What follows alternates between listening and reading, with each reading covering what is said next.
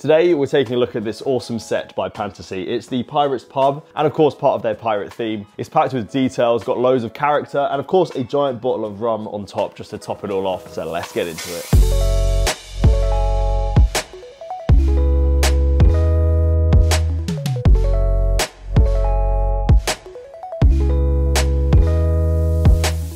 So just before we get into the rest of this video, I just want to thank Pantasy for sending me this set early for review, and as always, all thoughts and opinions are my own. Now, if you've never heard of Pantasy before, they are relatively new. They were founded in 2020, and they do have already about 30 IPs, ranging from Garfield, Snoopy, as well as Dragon Ball. Not just this, but they also have some of their in-house kind of builds as well, which is what this pirate pub is. It just goes to show that they do have quite a lot of versatility, and they do have some great ideas as well. Now, the Pirates Pub is set number 85022, and it is an expert difficulty.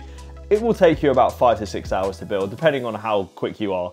Once it's all done, you are going to get a very neat looking Pirates Pub. It's got a shipwreck style. It comes out very good, so let's switch it out and start having a look at it. Now, my personal building experience, it did take me about 5 to 6 hours to build. I did it over a few evenings, which was really nice. It was very chilled and laid back. They do have numbered bags as well, and the instructions are very clear as always.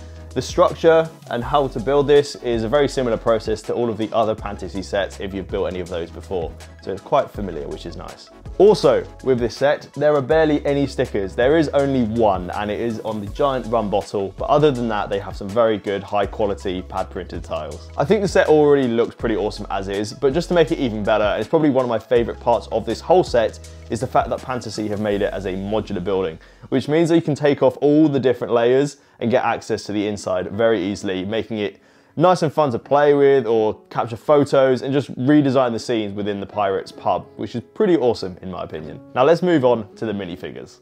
So you get 4 piratey characters with this set, and they've definitely got a distinctive style. At first glance, they're a bit quirky, kind of an anime adjacent, but honestly, I really like them. The arms move, but the legs don't. However, you can swap them out for a seated version, which I think is a clever workaround.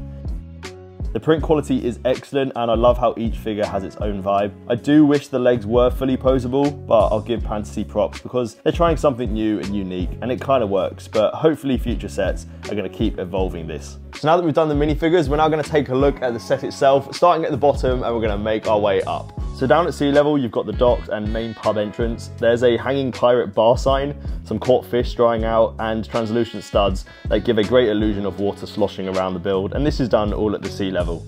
Above the sign is a little hut with a skull on it, and yes, those are croissants used for the skull's cheekbones, which I think is a nice little use of pieces. Over to the right, you've got a boat moored up, some big barrels, bottles, vines growing up the walls. The rockwork here is also really cool. It just gives a whole pirate theme to it. I really love it, it's great. You've then got the skull cave and cargo crane. The cave looks awesome and gives off serious, like, secret stash of doubloons energy. And the crane can actually swivel, adding a nice bit of interaction. If you pull on a vine around the side, there's actually secret wall access, and inside there's the pub's lower floor, where you can see the candlelit tables. There are gold coins scattered around, a very cozy fireplace. On the far wall, we can see a coat of arms. It all feels very lived in and very, very piratey. Heading up, we hit the kitchen and balcony area. The kitchen is surprisingly detailed, food being prepped, meat hanging up, probably drying out, ready to get cooked, utensils everywhere. There's also a weapons rack. Of course, they're pirates, they're bound to have some swords or some sort of weaponry, and a small round table for a cheeky drink before you head back out to plunder. Not to mention, this round table has a great balcony view as well. However, I think the star of this level is definitely got to be the boat-shaped outdoor bar counter. It's absolutely stacked with bottles and glasses. You've got a great bar stool as well, nice little design on it, and it just looks brilliant as a whole. A nice added touch on here is that if you're one of the characters, you could actually have them looking down into the main pub entrance space. It just gives a proper bustling tavern vibe. I think it's really well done, and the boat bar just looks fantastic. So let's hit the top floor, and this is where things, in my opinion, get really, really good. It's almost like the cherry on top of the cake. First up, you've got the giant bottle of rum. It looks brilliant. You've got the overflowing and dripping rum down the side of the bottle, which almost is spilling onto the bar itself. Around the bottle, you've also got a bunch of leafy vines and a ship wheel as well, just in case you forgot this was a pirate set. You then go round the back and you access the pub owner's living quarters.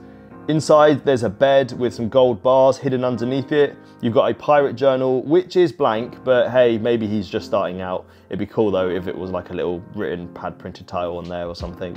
You've also got the desk set up with maps, a compass and a telescope. So this guy has definitely got his next voyage planned. Hopefully he's going to find that treasure.